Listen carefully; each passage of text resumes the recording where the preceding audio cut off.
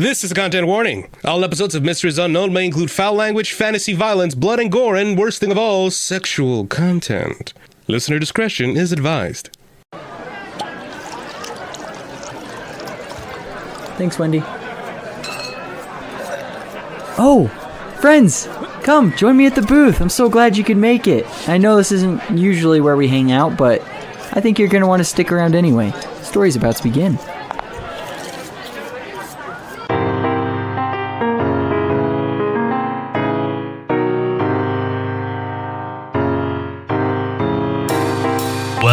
Well, it looks like things are about to heat up for our players.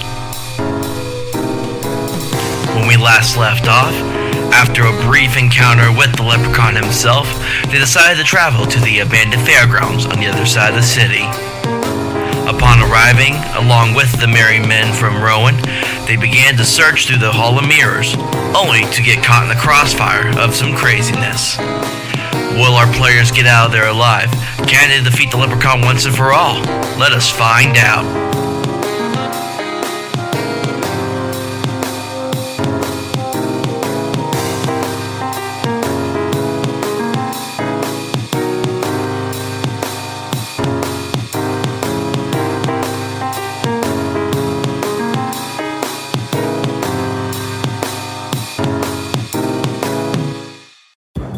And it's almost like, it almost looks like one of those Last Stand things where the guys are just moving slow motion towards the danger.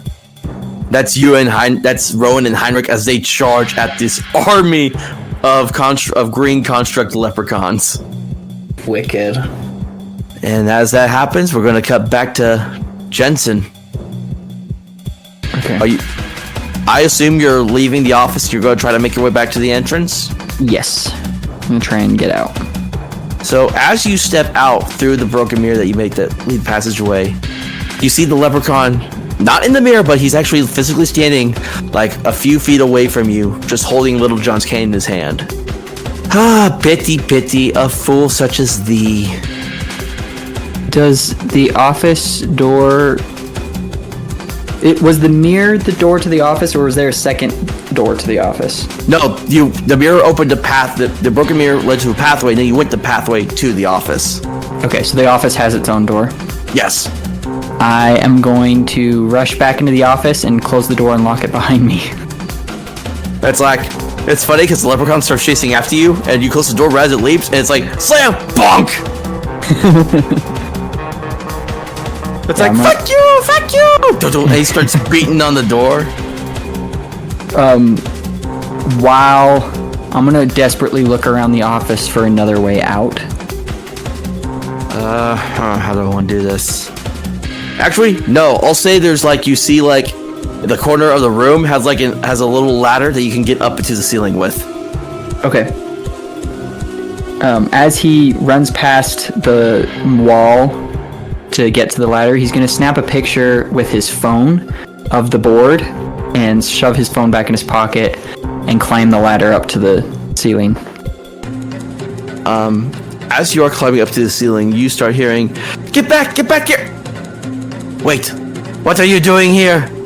Wait, no, please, shut up! And there's silence.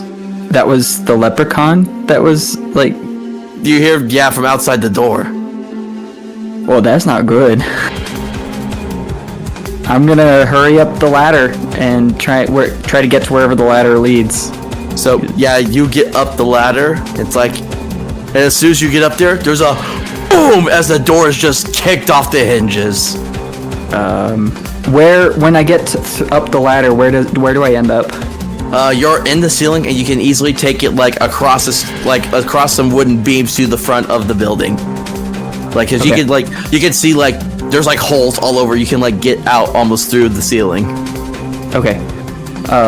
As he starts making his way across the beams to get out of the building, he's gonna pull his phone back out and text that picture that he took of the board to Rowan, so that if anything happens to him, the rest of the group has access to that information. Good play. And then we can try and get out of the building. So, you text that picture really quick to the phone. And as you're trying to make your way across, Jensen, you just hear a coming from below. Can I It's just- see the source?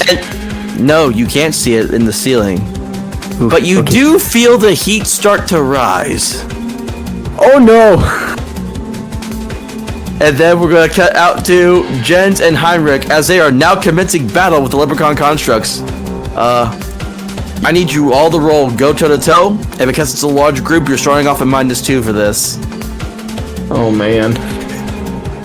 So, Rowan, Share my luck with others. And plot armor. And oh yeah, I forgot y'all have that.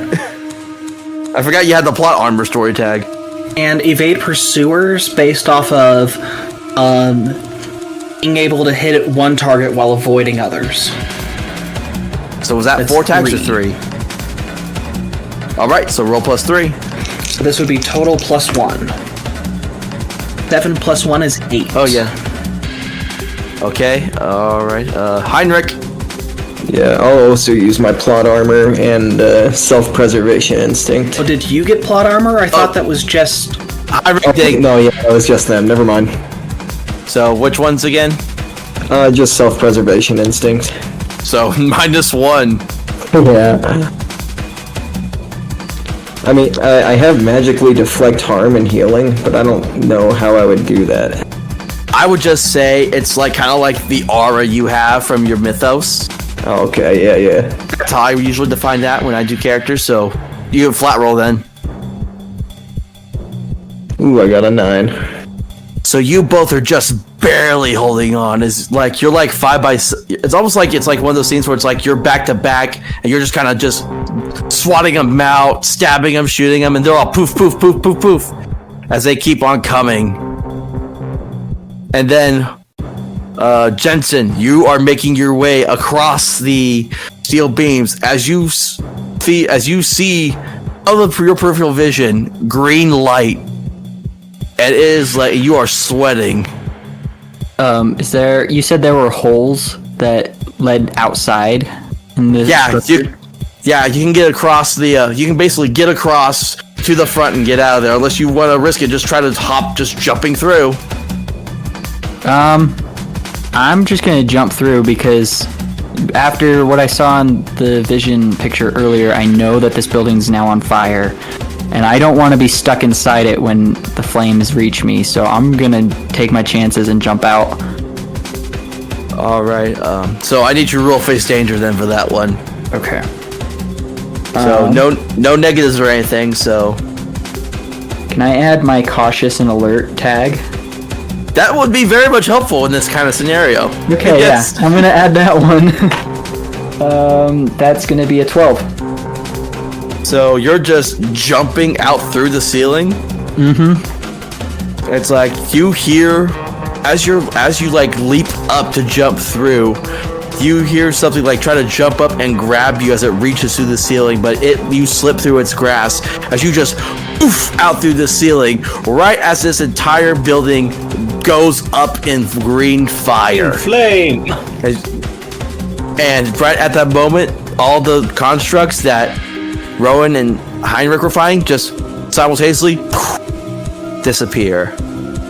And give me another face danger roll to see how you land, Jensen. Okay. I don't really have anything else to add to this, so luck of the dice. That's a 4. Wow. Oh, plot armor. So 5. So I'll just say, like, for a comic person, it's like, coming! And you just land right on top of Heinrich and Rowan. Just poof. Oh. Dude, you couldn't have picked a better spot. Sorry, guys. Oh, It was either that or burn alive. oh, my tiny. Oh.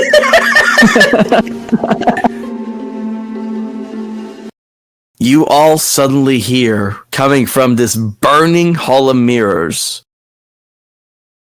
"You think you could stop me?" And you see a very large figure step through the flames out into the carnival grounds. And Rowan, you recognize this man. Tell me it's for SETI. Oh, it is, but not how you know him. He is in this wolf-like state. Nordic runes are glowing all over his body. And in his hands he holds 2 large sickles, just dragging them on the ground. Do you have any idea what you're messing with? Clearly not. Jensen just mutters under his breath, "Death." He points his sickle at you just as like, you are nothing but a false sheep. False shepherd. It's like, this city knows who I am. And I'm not saying it metaphorically, or rhetorically, or poetically, or theoretically, or any other fancy way. I am death. Straight up. Oh boy. You think you know everything about this city. And he points his sickle now at you, Rowan. Your man, Little John, he was just as corrupt as the rest of them. Why do you think we couldn't get the police to come to Cross End? It was dirty. Jensen, do you show him the picture? Yes. Say, Actually, Little no. John. Yeah, it would have been part of the message that you sent him too. Yeah, I sent him the text. I don't know if he's had a chance to look at it or not, but I'll show him the picture and say, Little John was tied to a lot of city councilmen. So, Death. Does it need to go this way? I do what is necessary for this city. It's like being a detective. I can't do shit. I shall eradicate the scum of this city by any means necessary. You've worked with us before. You know that we're not like that. And yet, you decide to stick your nose in where it shouldn't have been, just like you guys like to do. You were just supposed to get rid of one measly leprechaun, but even y'all couldn't even do that. Can I subtly take a picture of him to see if I can get any insight to how he'll die? Roll make it a sneak around roll. Okay. And you can use any of your tags for it too. I'm gonna do my preternatural stealth, flip past security, and the shadows conspire to hide me. So was that 3? Yep. Alright. 11. Yeah, so you're able to take this picture, and thankfully the flash setting wasn't on. So you take this picture, and you see him standing still in the middle of all this green fire, as like a visage of like a wolf skull like floats in the air above his head. It's not showing that he'll die. This is death incarnate. That's fair. If you didn't want us involved, why did you pull us in on the leprechaun hunt? Obviously, the leprechaun was tied to this place. He outlived his usefulness.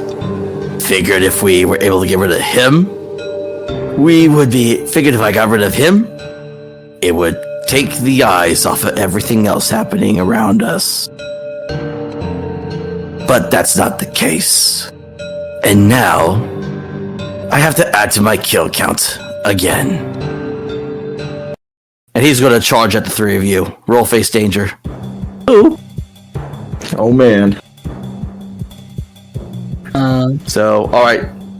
Rowan first. What rolls for face danger? Let's do evade pursuers and always land on my feet. Alright, +2.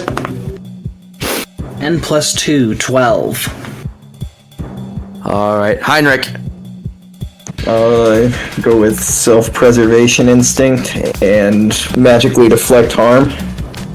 Alright, +2. And I'm gonna do cautious and alert. Alright.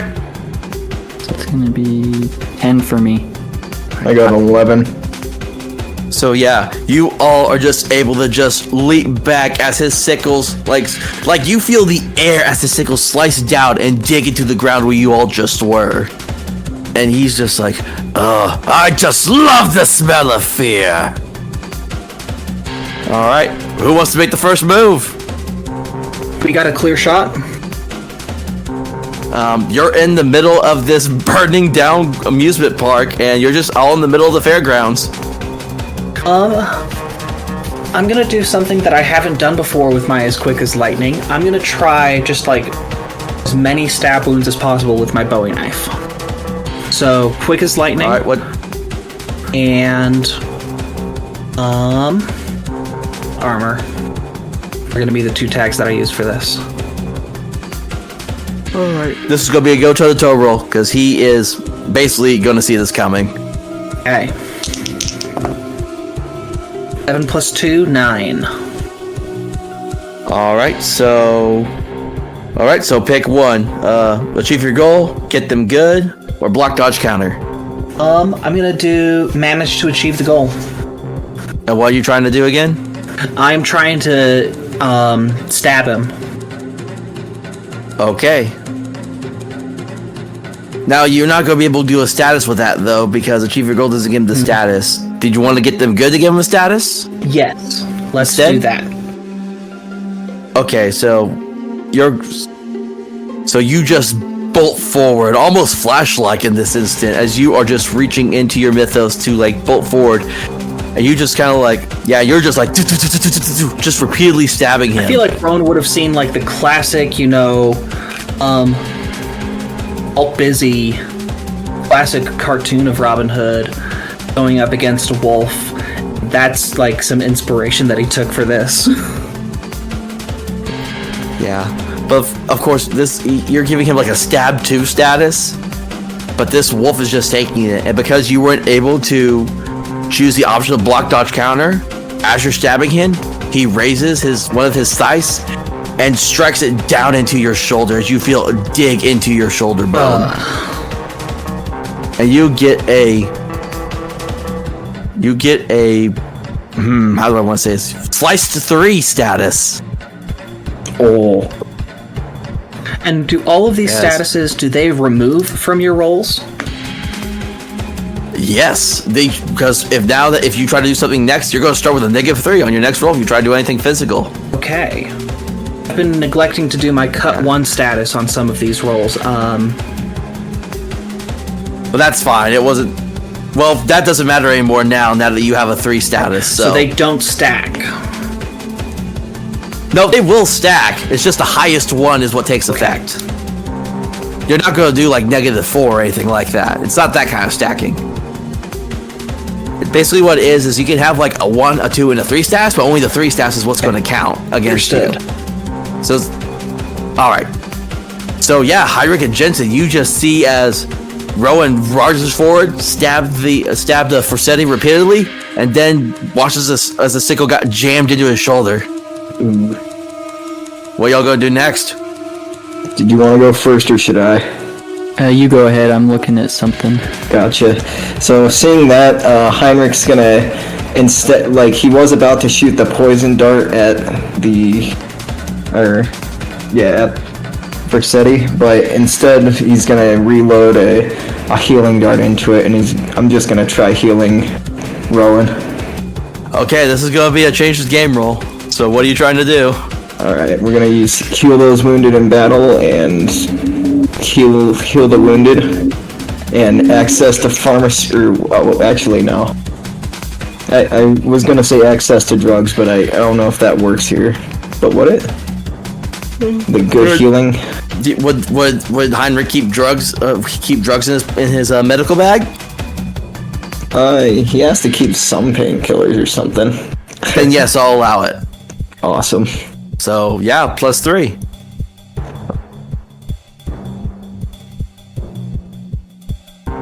Alright, I got a 10. And as he fires a dart, he says, "This might hurt a bit. Or a lot." I feel like I should activate the weakness tag just for that reason, but it's too late now, so I'm not gonna worry about it.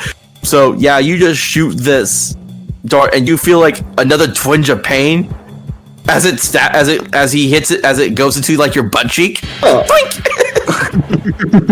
But you feel this sudden wave of warmth and energy pass over you as you feel the wound on your shoulder start to close up, as he has now removed that 3 status from you. Fully and completely? Yeah, and I'll say the cut 1 isn't there either, so you have no negative statuses on you right now. Woo! Alright, Jensen gonna do anything? I have a question for you, a mechanics question for City of Mist. I Okay. know that in my perusing, I want to say I saw something somewhere about there's a system for dropping a logos to take on a new mythos. Is that something that only happens between games? Or is that something that could trigger during the fight? Because narratively, I see this as a moment where Jensen, in fear, would slip farther into his mythos of the Reaper. What are you trying to do with this? Like, what's your intention? My intention, if I can drop my loss of a loved one logos and instead pick up, I'm thinking the magic sword mythos and basically imbue my scythes with their own magical power. Okay, let me look at something here really quick. If I can. Otherwise, Jensen is useless in a fight, which is fine. If that's not okay, I'm okay with that too. I just feel like narratively this would be a really cool moment for something like that to happen. So you're trying to force a mythos to take over. Yeah, basically burn a logos to make room for a mythos. Okay, here's what we're going to have happen. Okay. So there's a move called Stop Holding Back. But the only way to really like try to remove a theme on Stop Holding Back is we have to make this like an ultimate Stop Holding Back. Because you're trying to force this mythos to take over, and you don't know how it's gonna turn out. So how many logos tags do you have? 2. So roll +2. Okay.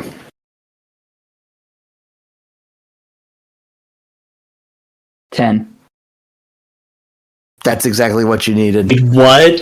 Yes. Ooh, nice. So I'm gonna say, as this happens, everything stops. And you're just standing there on the battlegrounds. Everything is stopped, even the flames are still. What would the Reaper look like to Jensen? That's a really good question. I think after everything that he's seen being with the Merry Men and the loss that he himself experienced when his mythos first took hold, he sees death as less of this like evil presence and more of just a neutral constant in the universe. And so very similar to how justice is typically depicted with a blindfold, to him death is the same way. It's blind to everything. It just takes whoever's time it is, it's there to take them.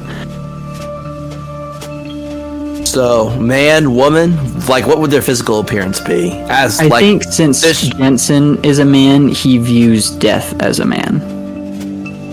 So, kind of like suit and tie type deal, like almost Lucifer Morningstar-esque. I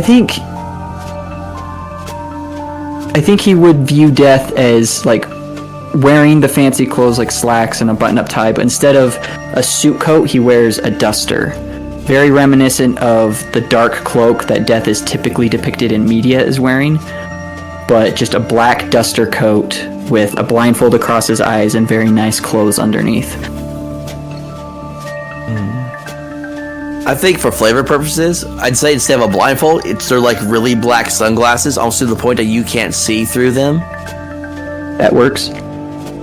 And yeah, this man, like just this black shroud just spirals around, and this being appears before you. Huh. So, deal with death, huh? Yeah, and this is your mythos incarnate, basically. Nice. You sure you want to do this, kid? Because once you move this forward, there ain't no going back. This was inevitable. It's like, well then come on, boy. Won't you shake a poor sinner's hand? And he holds his hand out to you to shake. Ooh. I think Jensen, rather than reaching out to take his hand, he's gonna lop the hand off with his sickles. Yeah, you just swoop, and his hand just falls off, but it's just like a puff of black smoke instead of blood coming out of his arm. It's like, why'd you have to go and do that? Death is neutral. It's not our place to decide who lives and who dies. Yeah, but how do you think this power thing works? I gotta make a deal. And then you just see the hand just kind of float back up and reform back onto his arm. Did you want this? Did you want the power or not? Oh, I see what's happening now. Okay. I was a little confused. It's like, you kids these days. With your Nintendos and your Wiis and your Bluetooths. I think Death would very much be a boomer. Jensen is gonna look over at Rowan and Heinrich, and he's gonna look at the flames, and he's gonna reach out and take Death's hand. All right. And what is this new theme you're replacing your logos with? Just off the cuff, the one that I found that feels like it fits well is Magic Sword. If you can think of any that you feel like We can makes more reskin. sense. We can reskin Magic Sword to where it's like Magic Sickle, or just your sickle in general. So Okay. I'll allow Scythe it. of Death. Okay. Scythe of Death. Rah!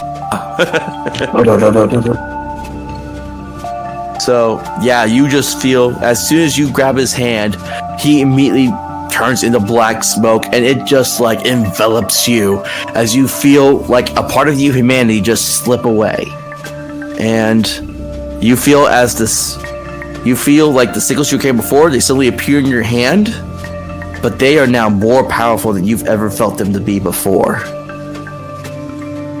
And time hasn't stopped yet. You have this one moment to do something before everything starts going back. So is Death gone?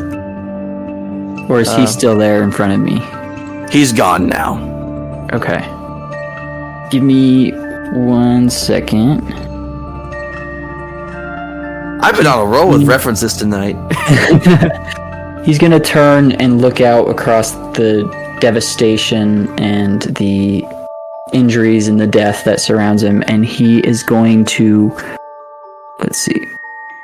He's going to subdue the flames and stop the chaos, is what he's going to try and do. So I'm not even going to make you roll to do that to subdue the flames. You just kind of like stick out your hand while still holding the sickle, one kind of like 2 fingers up, and you just slowly pass your hand over like every single flame. And it's just... The flames just die out one by one by one. So anything else you want to do besides that? I think he's going to...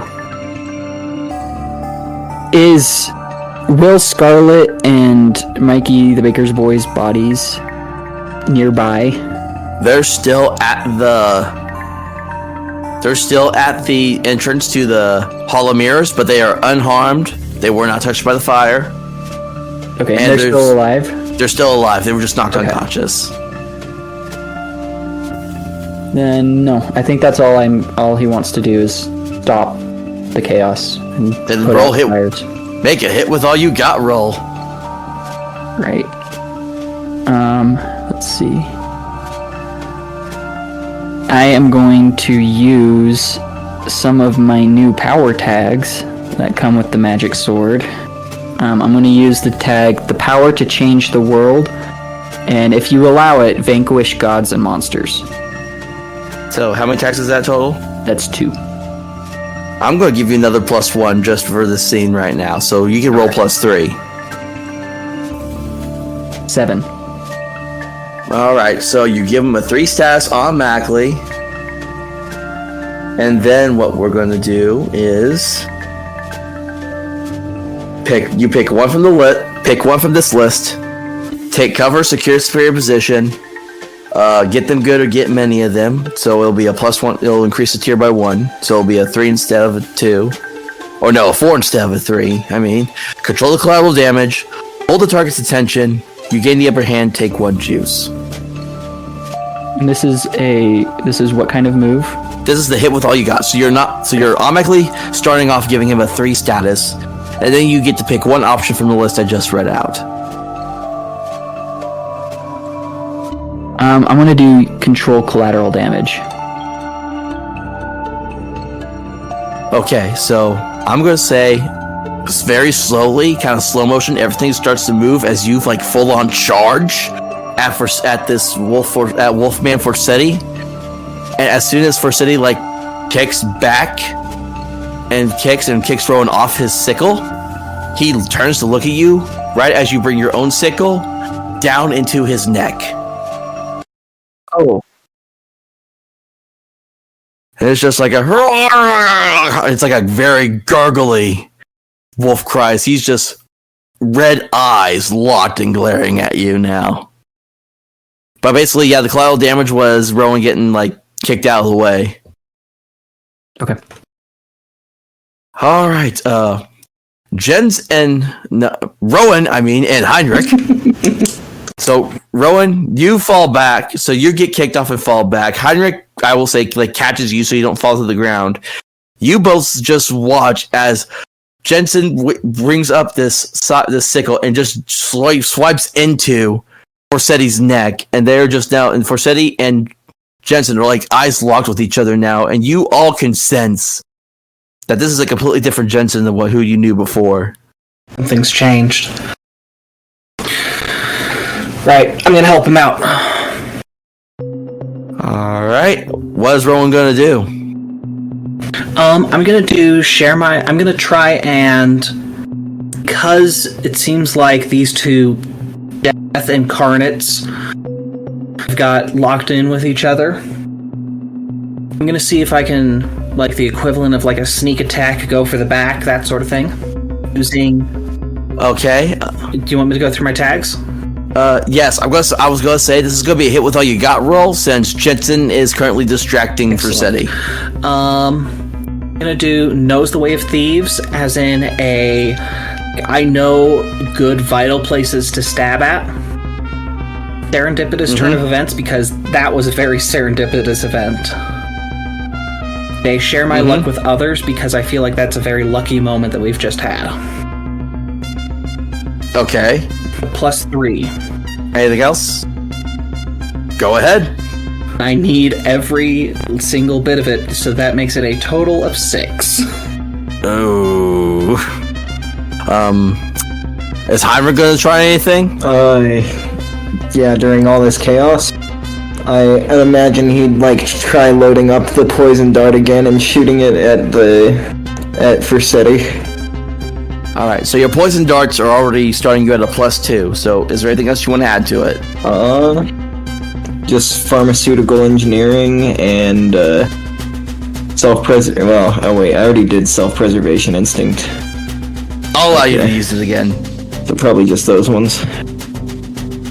Yeah, +4. Oh yeah, I also needed that. 9. Okay, so this is also going to be a hit with all you got on your part. You're automatically giving him a 4 status. And then you also get to pick one from that hit with all you got list. So, do I need to repeat the options again, or? Probably control the collateral damage so that way I don't hit anybody else. Alright, yeah. So right as you, Rowan, sneak off swiftly into the shadows, Heinrich, you just pull out your needle gun, you just shoot up Forseti, not missing a single needle on him. Just all these poison darts going into him, giving him a poisoned 4 status. I like it. But as Rowan is about to try to get onto Forseti swings his other arm around and just baps him out of the way, sending him rolling onto the ground. Ooh.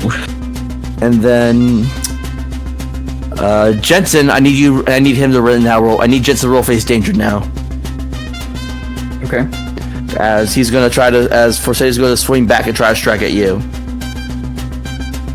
I don't think I have anything left for this scene that will help, so it'll just be flat roll. Okay, go ahead. 5. Yeah, so he is going to bring his other arm. The arm that he used to bap. He brings it back and he swipes at your stomach and slices it. So you have a slice 3. Ooh. As you fall back, Forseti turns around and is now glaring at Rowan as he starts to walk towards him. His sick dragging back in on the ground. You should have stayed in Cross End, stupid thief. No, I can't do that. It's like Forseti starts to raise his sickle high, but then stops as all of a sudden everyone hears doobie doobie dooba doobie doobie dooba doobie doobie dooba, and then there's a zoom as someone on a jetpack flies in, shoots down from the sky, and just lands a kick into Forseti, sending him flying back. And this man just gracefully just lands in front of Rowan, and you all can now see a man in a teal suit, orange tie, and a brown fedora. Oh my goodness. It's like, sorry I'm late, boys. There was a holdup. It's like Detective Percival here. Also part-time gatekeeper. And Forseti just looks up with just his eyes just glaring down Percival, just like a rival. And he's like, took you long enough. And you see as Detective Percival reaches in and pulls out a silver canister. He pops it off and rolls it on the ground towards Forseti. And purple smoke starts to pour out in front of Forseti. Forseti's just like, no! And Forseti just starts to book it out of the carnival. Seems like my luck doesn't run out after all. Detective Percival walks around and holds out a hand to you, Rowan. It's like, you all right there, son? I've had better days. All right. Do you let him help you up? Yeah, I say that as he's pulling me up. All right. And then he turns around. He sees Jensen. He's probably I think Jensen's probably got an arm wrapped around. Oh, sorry, hitting my mic here. Jensen probably has an arm wrapped around his stomach, I'm guessing, from the slice. Yeah, probably. And he snaps out, and Percival calls over to Heinrich and says, "You might want to help out your boy over there." Oh, yeah, yes, indeed. And he'll walk over to Jensen, pulling out a bunch of different medical supplies, stethoscope, just tossing it, only getting the essentials, the scalpel and sewing needles and stuff. Is this doctor's bag supposed to be the rift of the bag of holding, I guess? That would be sick, actually. It's like he just pulls out a whole ass operating table out from the bag. Yeah, I'm not even gonna make you roll for it. I'm gonna say it's gonna take a little while, but you're gonna get him all patched up and healed somewhat, so that way he's not gonna die on you. Yeah. And then so Detective Percival and Rowan, I'm guessing you two walk over to Heinrich and Jensen. Yeah. And Percival's like, so, anyone want to explain to me what's going on here? Oh, Forseti just, decided to kill us. You look like you're still living. Thanks to you. Oh yes, he was a failure.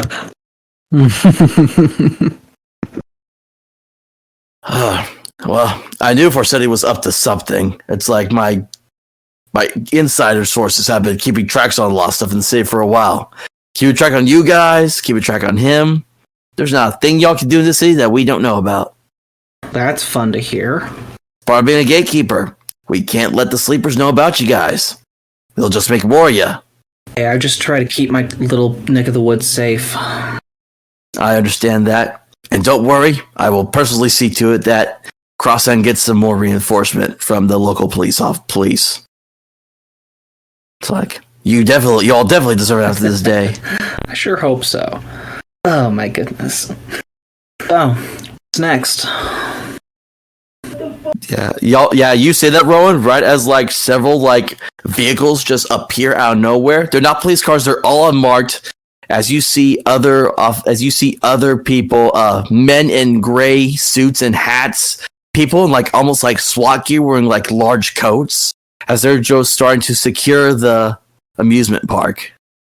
And Percival's like, we'll tape off this scene, come up with a story to say for the newspaper, say what happened. But for the most part, this all stays a hush. All right. And he looks, Percival looks down at Jensen and is like, you gonna be all right there, son? I believe so. Never seen two death mythoses before. But that was something else. I didn't realize there was more of me. Forseti has Fenrir in him. So, Bringer of Ragnarok, pretty close. Ah, that makes sense. Like I said, nothing in the city that we don't know as gatekeepers. Well, I guess we're not going to get too many more jobs from Forseti. Any way we can help you out? It's like you see him put on a pair of sunglasses. And he pulls a little device out from his pocket. And it pops up and he goes, oh, I was never here. And then there's a flash of light. And the next thing y'all know, y'all are back at the Syrup Shack. Is it just Detective Percival that we don't remember? Oh no, so you remember the Leprechaun, you remember fighting Forseti, but after the fight with Forseti starts, you can't remember anything else. Okay. Like, y'all don't know any idea of how you got back to the Syrup Shack. But there's a newspaper already on your table, and it says that the murders have been solved, and that the cause of the murders was killed by police. That's good to hear. I'm glad that they were able to figure out who got Johnny. Oh, I'm never eating French toast again. Not agreeing with you, Doc? It's like, and then you just hear Wendy go, did someone say French toast? He'll like gag in his mouth a little.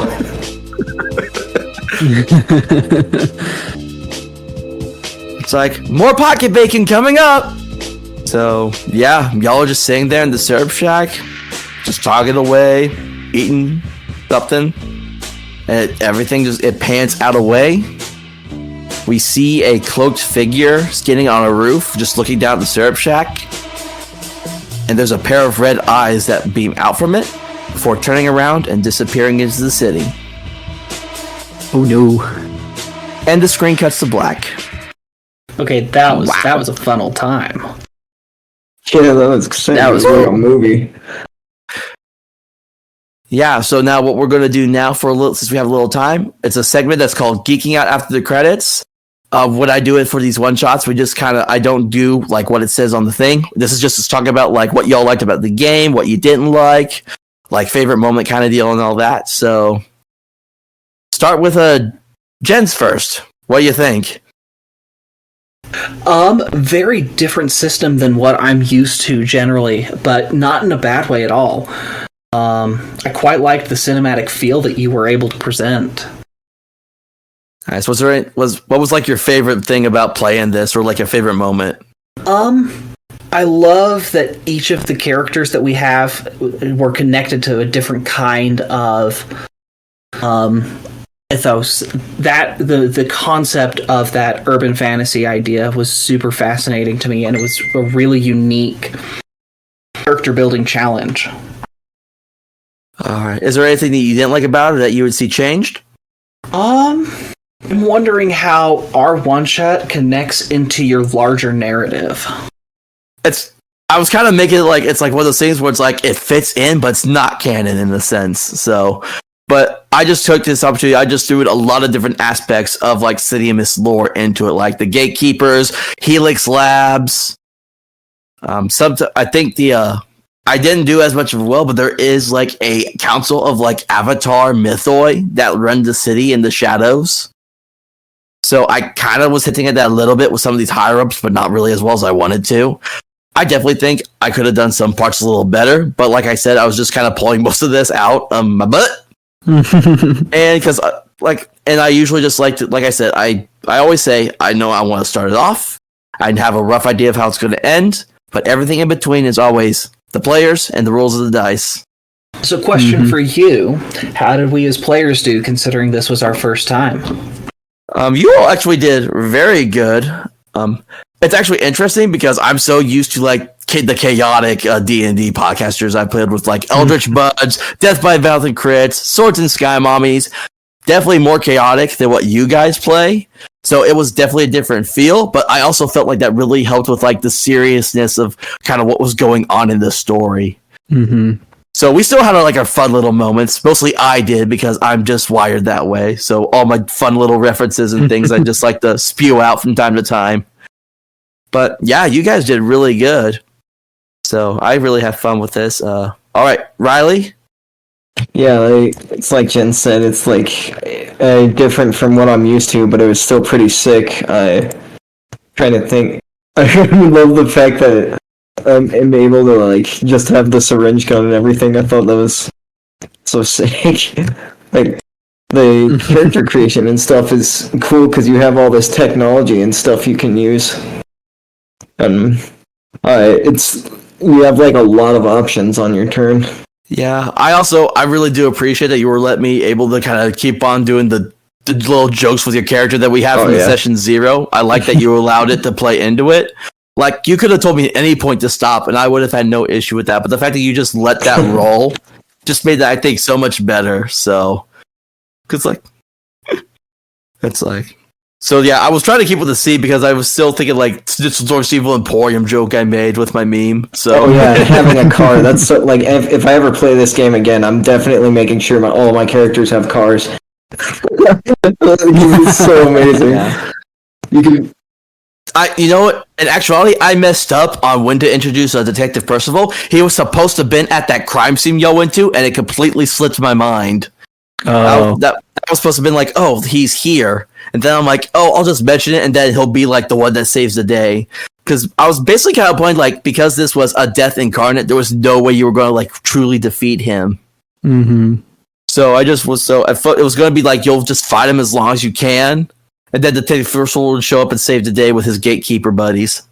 It definitely felt like a really cool setup for if this group or this story were to continue, like having Fenrir, Persetti, like that constant antagonistic force in the background is a really fun idea. Yeah. I had to use all my willpower to stop myself from saying something, Skylar, when you told me that your character had sickles, and I'm like, but my character had sickles. I know where you from. I totally got them from Death from Puss in Boots too, because I was like, I liked the idea of a weapon that is reminiscent to the typical Grim Reaper scythe, but something a little more modern and that would make more sense for my character to be carrying. And I was like, oh, the sickles from Puss in Boots, like that makes so much sense. So then the minute you mentioned the wolf in the lines, I started to put the pieces together and I was like, oh. And then you made the like wolf growling noise. I was like, uh-oh. Yeah, because I saw like that Puss in Boots film on YouTube clips. I'm just like, I'm making that a character. Mm-hmm. And I was like, but I wanted to stick with the wolf aspect. So I'm like, what is a wolf mythos I could use to bring around death? And then I started reading about Fenrir, how he was supposed to bring about Ragnarok, the end of the gods, and all that. That was perfect. The minute you mentioned the Nordic runes, I was like, oh, this is totally Fenrir. That was really cool. And it was kind of a fun way to, even though our characters ended up being so similar, it was fun to see the different takes on death. Like, I really love the idea of like opposing death mythoid, just battling it out. Like the one guy who's like, death is, I dish death out, I control who lives or dies. And then the version of death where it's like, no, death is just a natural thing. It's neutral to everything. I thought that was really fun. Yeah, and I just thought it was really cool. Just so people can lose themes usually by like how like if they like because how the game mechanic works is if you like fade or crack 3 times on your theme, you lose that and have to replace it with the opposite. If you lose logos, replace it with a mythos. If you lose a mythos, replace it with a logos. The fact that you were like, I want to forcibly remove part of myself to help my friends is something that I don't think has ever been done by any person who's played City of Mist ever. I think this is the first time when I've heard someone be like, I'm going to sacrifice part of me to help my friends and defeat that was such a cool moment. I do want to say. Yeah, it was sick. And the fact that you got the exact role that you needed to be able to replace the theme without suffering any of extra consequences for it. All those bad rolls at the beginning of the session was just the universe building up my luck for that roll. Because, hold on, I'm trying to pull it up really quick so I can look at it really quick. Because on the ultimate, this is what it says. For the ultimate stop holding back option. On a 729, you are killed, destroyed, or transformed forever for now. And you take a tier 6 status and you cannot face danger. But on a 10 plus, replace one theme. So if you got any lower than 10, you would have just been... Death would have just overpowered you, probably killed you. Or you would have been... That was insane. Or you would have just been like a shallow husk that the Death Incarnate would take over to fight the Fenrir. It makes me think of like in that latest like DC animated film when Trigon and Darkseid are fighting each other. That's how I imagine that would be like between the Grim Reaper and Fenrir. I almost was thinking back to during one of our sessions of Fireside Dice where it was like with Riley, we needed to have the patron take over so they couldn't be killed immediately by this I think it was like a challenge rating 17 character, Jace Bellerin. Because that was when he was facing the I was about to say that was when they were facing the Playwalker guy. That was one of my favorite episodes. I love that. When that scene happened, I'm just like, ah! So yeah. Man, this was really good. It's like when I was trying to get like, how am I going to get the Leprechaun to attack you? And I'm just thinking, oh, he could just summon copies of himself. I figured that was like one of the funniest and coolest things that could have happened. And that was perfect for overwhelming us. And I was like, I have a problem I've discovered of creating characters who are not equipped to fight. Like, my character in Fireside Dice has the same problem. When it comes to combat, he's just not prepared. And so when we had to fight the Leprechaun today, I was like, I don't know what to do. Jensen is more about, like, learning stuff and investigating. He's not a fighter. I'm surprised at how adept I was at fighting, because my guy's more about, like, sneaking and sneaky. Yeah, I think that was kind of the weird thing we did was we made Robin Hood, but without any weaponry, and we made it work. I was figuring that I was going to go for like the Bowie knife rather than having a full-blown bow during this whole time. Because I'm like, how would you do a bow in modern times? Like, there's the crossbow, but it would be super weird and just didn't quite vibe with me. So I was like, you know what? We're going to go more for like the Robin Hood sort of like Prince of Thieves, where we're going with the knife, and we're going more for like the sneaking and like I'm everyone's best friend. So one podcast I listened to, the City of Mist, when they had an NPC that was a rift of Robin Hood, how he would do his bow is it was like a light construct that he could just summon at will. So like it would just appear, like a light bow would just appear in his hands, and it's kind of like what's that one movie about with the guy with the bow and arrow? When he pulls it back, the arrow forms in the bow. He doesn't have to like quill it. He doesn't have to like pull one from his quiver or anything. Clash of the Gods, I think that's what it was called. When he gets that magic bow and he only has to pull the string and the arrow just forms in his hand. That's what this Robin Hood did. Was he had a light construct bow and he could just it would just actually make the arrows for him. That's a cool idea. Yeah, I think that freedom of expression is one of my favorite things about the City of Mist system. It's like if you can dream a character, there is a way to do it. Like you can play anything, which I think is really cool. For me, the weakness came in the combat, and this isn't the first time I've played a system like this where, like, rather than dealing straight up damage like you do in D&D, what I'm used to, the statuses principle, I've played that in another system before, and I had the same issue then of like, I just don't know how to do combat in these kind of systems.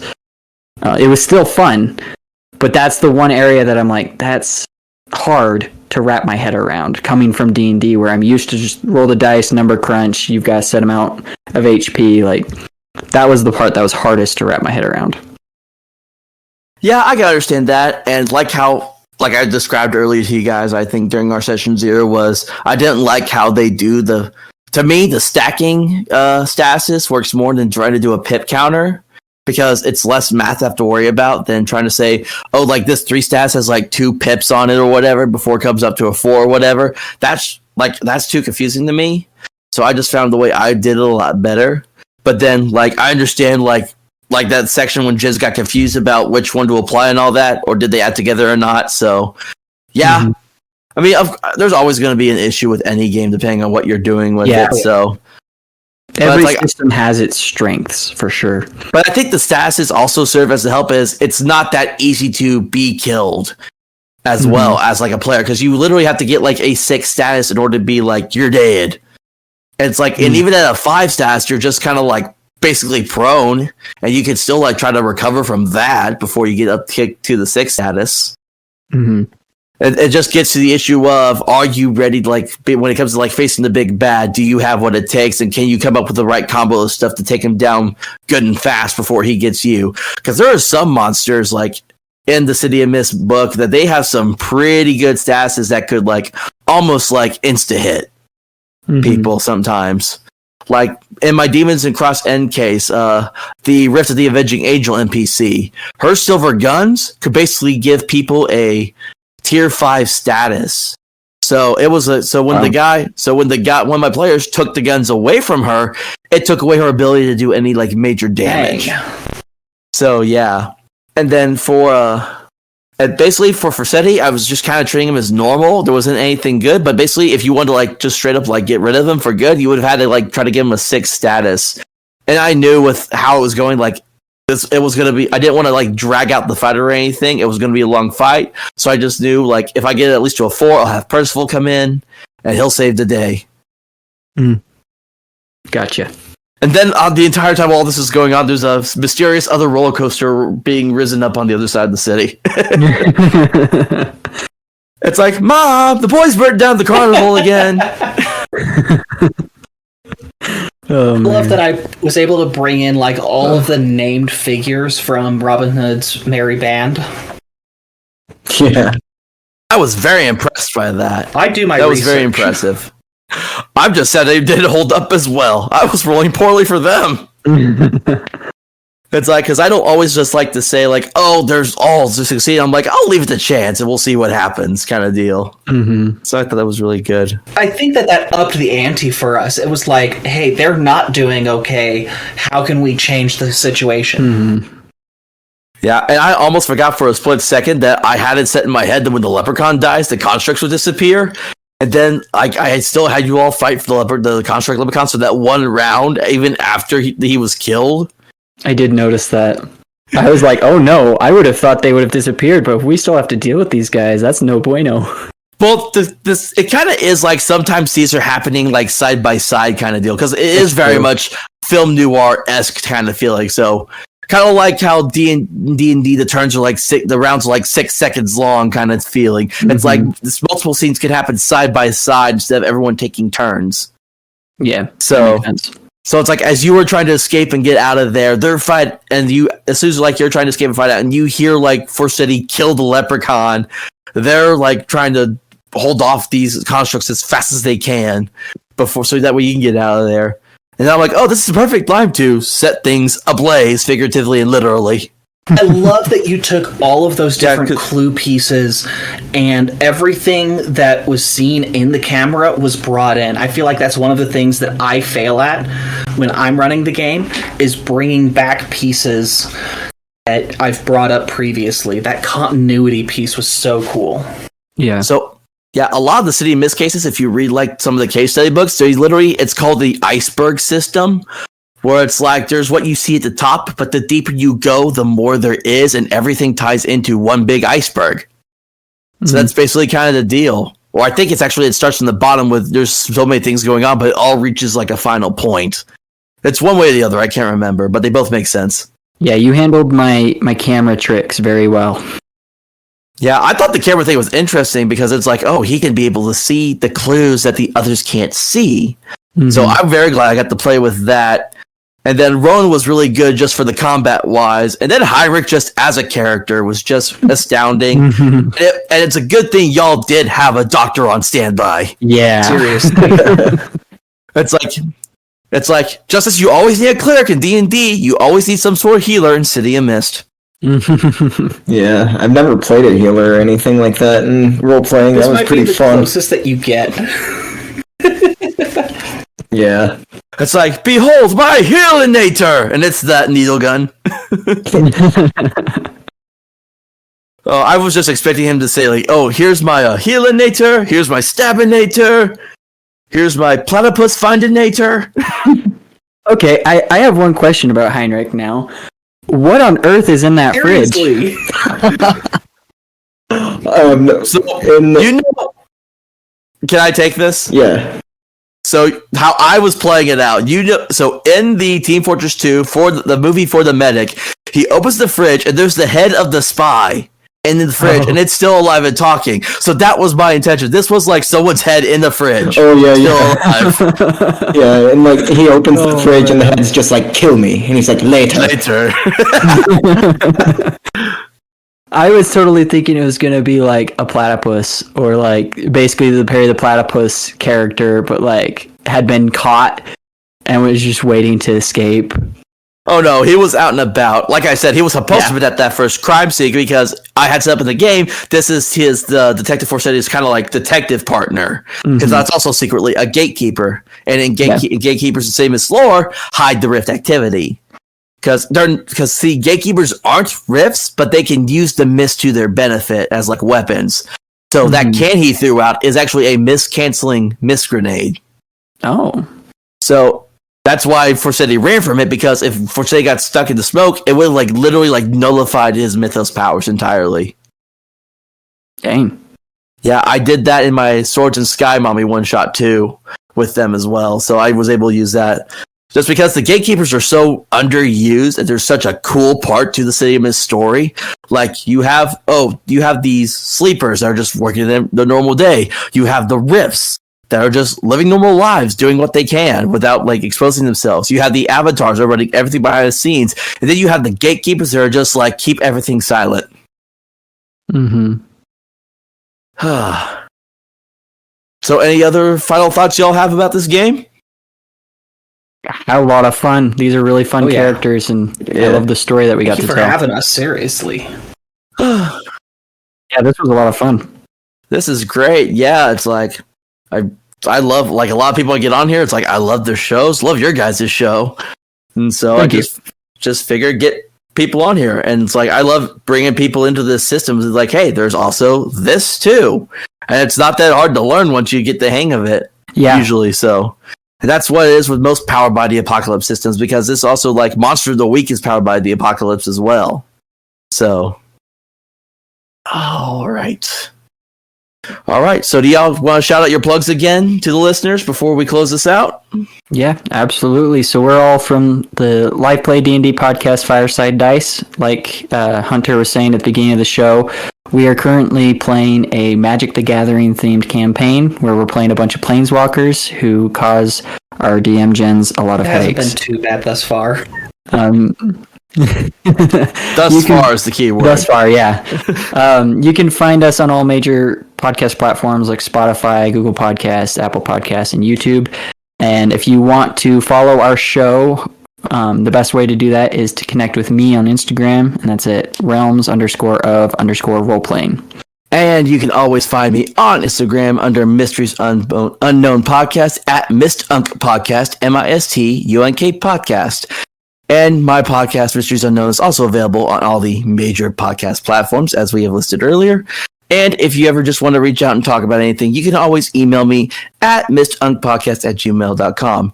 And also, because I just want to be able to celebrate this on an episode, as of like this recording and yesterday, I have reached 1,000 followers on my Instagram account after doing this for like half a year. So I've reached, this is a big milestone for me. And Major congrats for that, dude. Seriously, that's a big achievement. Yeah, it's like I didn't think I was going to reach there, and then it's like I saw it inching closer, and I'm like, is it going to get there? And then someone decided to unfollow me, like right after I made the post, and I'm like, that was hilarious. Because another podcast I follow, Blood on the Dice, they're doing a Curse of Strahd campaign, like the actual module, and he jokingly said that, and then someone did, and he messaged me like, I didn't mean literally, and I'm just like, and I jokingly like, you fucker! No, but that's another good podcast. Blood on the Dice, also available on all platforms. So, if you guys hear this, love you guys, great show and all that. I'm definitely going to get in the Curse of Strahd at some point myself. So, just because I like vampires, and this is much better than Twilight, in my opinion. Well, funnily enough, ours is actually Curse of Strahd in Magic the Gathering. I know. Did Skylar show you the message I sent him when I confronted him about that, being like, is this Curse of Strahd? Everyone is doing. And then Curse of when he Strahd. told me It's yes, fun. It's a good old time. Yeah, but Raz Skylar confirmed that yes, it was. I was like, ha! I knew it. Mm-hmm. Yeah, you guys are doing a good spin on it though, especially with your Magic the Gathering centered scene. Mm-hmm. With this game, it definitely is making it interesting. The idea of planeswalking to the different worlds and all that. So, yeah, Jens is doing a great job. Oh yeah. Yeah, and unfortunately, two of the players from Fireside Dice couldn't make it for this one, but they're in our hearts, and we hope they're doing well and getting better if that's the case as well. So, Josh, Emma, we love you both. yeah, make sure you listen to this. All right, so I'm Hunter with Jens, Riley, and Skylar. We hope you all had a great time listening to this special late St. Patrick's Day one-shot. It's still going to be late when I get it out, but it is St. Patty's Day nonetheless, because leprechauns are funny as hell. So, all right. Thank you all again for joining me. I had a blast. Us too. End of part 3.